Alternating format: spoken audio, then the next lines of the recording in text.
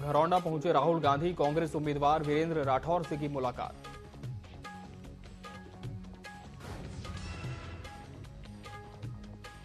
कुरुक्षेत्र भाजपा सांसद नवीन जिंदल पुंडरी पहुंचे ढांड, सतपाल जांबा के पक्ष में किया प्रचार।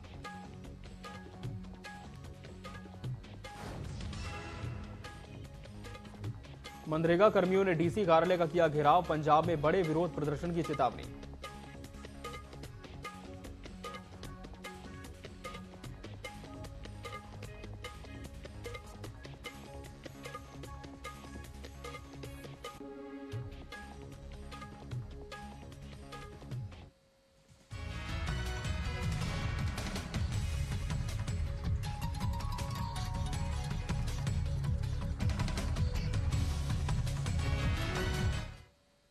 नमस्कार, बहुत स्वागत है आपका न्यूज अपडेट में। मैं हूं आपके साथ अमित शर्मा।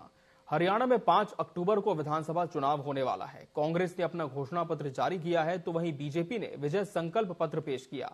कार्यवाहक सीएम नायब सिंह सैनी ने गन्नौर में कांग्रेस पर निशाना साधते हुए कहा कि कांग्रेस बूढ़ी हो चुकी है।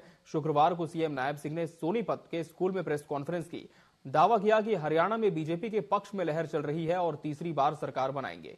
सीएम सैनी ने भूपेंद्र हुड्डा पर भी कटाक्ष किया। देखिए, आज पूरे हरियाणा प्रदेश के अंदर भारतीय जनता पार्टी की लहर चल रही है। भारतीय जनता पार्टी हरियाणा प्रदेश के लोगों ने तय कर दिया है कि तीसरी बार भारतीय जनता पार्टी की बड़े मैंडेट के साथ सरकार बन रही है और यहां से देवेंद्र कौशिक जी हमारे प्रत्याशी हैं। कमल का फूल लेकर के आदरणीय नरेंद्र मोदी जी ने, आदरणीय नड्डा जी ने उनको यहां पर मैदान में उतारा है और मैं आज गन्नौर के अंदर ये अपील करने के लिए, गन्नौर वासियों के लिए मैं अपील करने के लिए आया हूं कि एक बड़े मैंडेट के साथ कमल का फूल खिलाएं, बाकी के काम मेरे पास छोड़ दें। कांग्रेस नेता राहुल गांधी करनाल के घुगड़ीपुर पहुंचे, जहां वो अमेरिका में घायल हुए युवक के परिवार वालों से मिले। उसके बाद घरौंडा के कांग्रेस उम्मीदवार वीरेंद्र राठौर से मिलने उनके फार्म हाउस के बाहर पहुंचे। राहुल गांधी सिक्योरिटी को देखते हुए फार्म हाउस के अंदर नहीं गए। आपको बता दें, वीरेंद्र राठौर इस बार कांग्रेस के टिकट से चुनाव लड़ रहे हैं। उन्होंने वीरेंद्र राठौर से चुनाव और उनकी विधानसभा सीट को लेकर चर्चा की, जिसके बाद वो रवाना हो गए।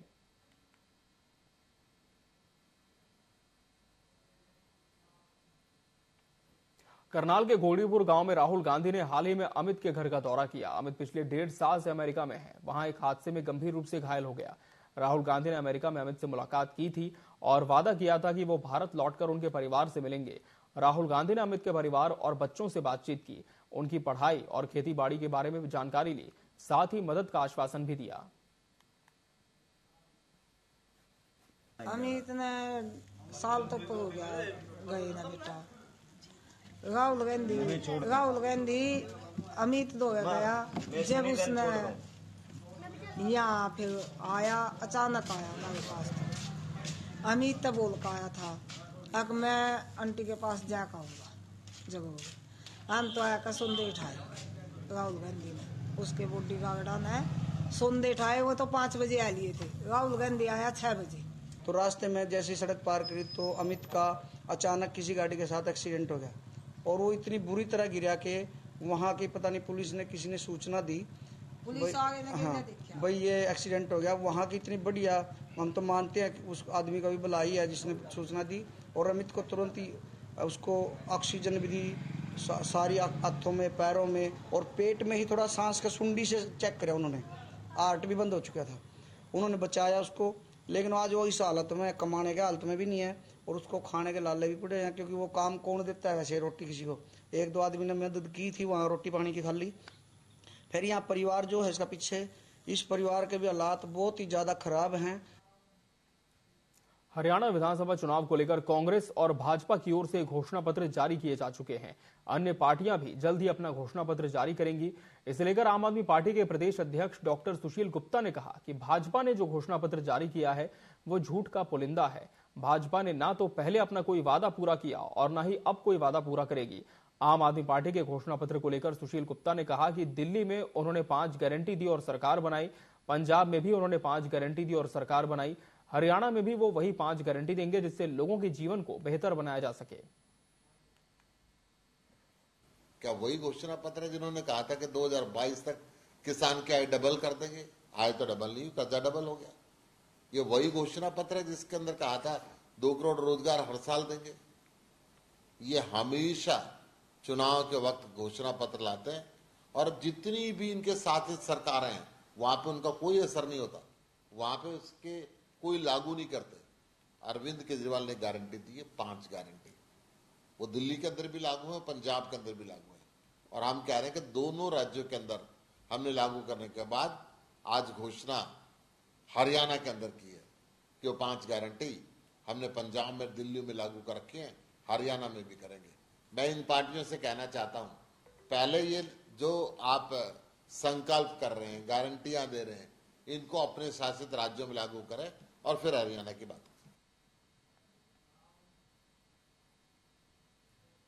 यमुनानगर में आम आदमी पार्टी के संयोजक अरविंद केजरीवाल ने शुक्रवार को एक रैली को संबोधित किया। इस पर पूर्व गृह मंत्री अनिल विज ने तंज कसते हुए कहा कि पहले केजरीवाल पंजाब का पानी हरियाणा को दिलवाएं, फिर वोट की बात करें। उन्होंने कांग्रेस पर हमला बोलते हुए कहा कि हरियाणा में कांग्रेस का कोई अस्तित्व नहीं है, पिछले 16 साल से इसके कोई चुनाव नहीं हुए।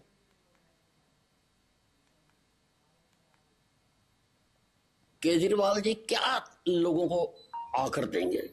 सबसे पहले आप पार्टी की पंजाब में सरकार है, मेरे खेतों की प्यास बुझाने के लिए सबसे पहले तो हमारा ये हरियाणा का पानी दिलवाए हमें, उसके बाद जब पानी आ जाए तो किसी से वोट मांगने की बात करें।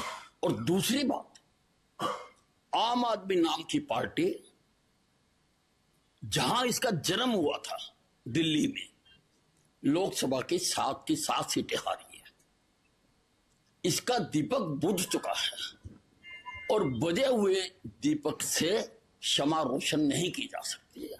जो खुद बुझे हुए हैं वो हरियाणा में आके क्या उजाला करते हैं? केजरीवाल जी। वहीं हरियाणा में भाजपा का संकल्प पत्र जारी होने के बाद कांग्रेस के नेताओं की प्रतिक्रिया सामने आई है।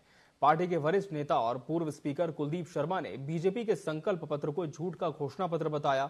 कहा कि बीजेपी ने 2014 में जो वादे किए थे उनमें से एक भी पूरा नहीं किया, इसलिए झूठा घोषणा पत्र है।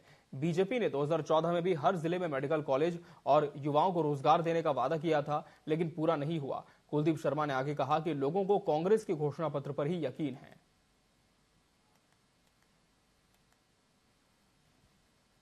देखिए, कांग्रेस ने अपने संकल्प पत्र में मुख्यतः 7 गारंटियों की बात की है,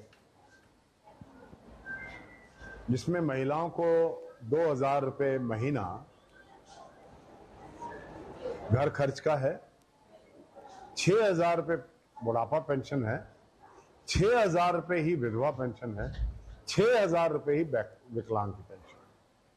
हमने 300 यूनिट बिजली फ्री करने की बात की है, हमने 500 रुपए का सिलेंडर देने की बात की है, हमने 100 गज के प्लॉट देने की बात की है, हमने ओपीएस स्कीम लागू करने की बात की है, हमने एमएसपी गारंटी देने की बात की है। तो ये मुख्यतः 2 लाख रोजगार देने की बात की है।